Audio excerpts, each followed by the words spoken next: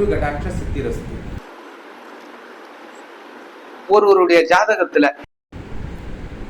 சனி பகவானும் கேதுவும் சேர்ந்து இருந்தால் இதை சந்நியாசி யோகம் என்று கூறுவதை நம்ம கேட்டிருக்கலாம், சில பேர் சொல்லியிருக்கலாம். அதாவது சனி கேதுவும் சேர்ந்திருப்பது எந்த இடத்தில் இருக்கிறார்கள்? அவர்களை குரு பார்வை செய்கிறாரா, அல்லது அந்த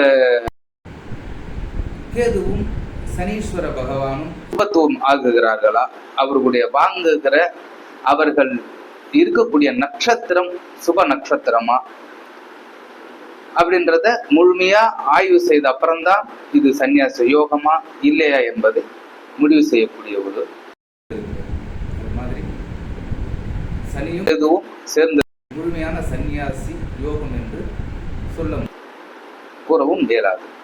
கடாட்ச சித்திரஸ்து. உலக மக்கள் அனைவருக்கும் குருவருளோடு திருவருள் கிடைக்கப்பெற்று வாழ்க வளமுடன்.